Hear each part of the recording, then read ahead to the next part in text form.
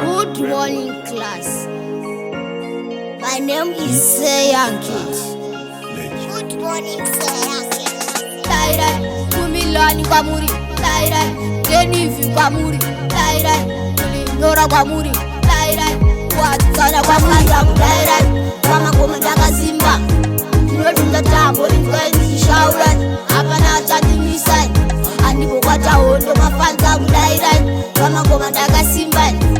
Nodunda Tambo, Influence Shauran. Apana Chati Misai. Nobona Sema Kongo.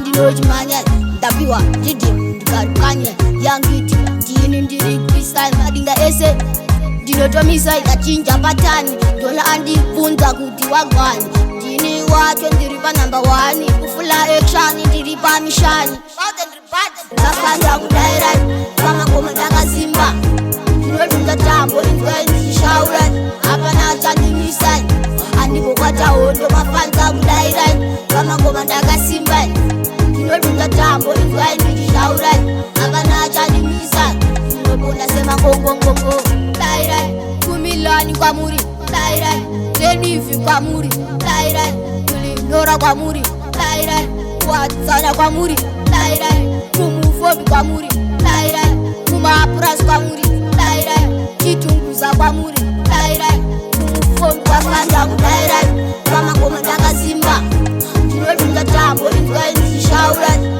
apana chandimisai andibokwata hondo mafanza kudairai pamakoma ndakasimba ndinodunza tambo influence shaurani apana chandimisai ndinobona sema kongo ndinojimanya ndapiwa ndidim ndikarukanye yangiti ndini ndiri freestyle madinga ese ndinotomisa ikachinja patani ndona andibvunza kuti wagwani ndini wacho ndiri panumber 1 kufula action ndiri pamishani ndakanda kudairai pamakoma ndakasimba ndinodunza tambo influence shaurani apana chandimisai andibokwata hondo mafanza kudairai pamakoma ndakasimba ndinodunza tambo influence shaurani apana chandimisai ndinobona sema kongo afanda kudairai pamakoma ndakasimba ndinodunza tambo influence shaurani apana chandimisai andibokwata hondo mafanza kudairai pamakoma ndakasimba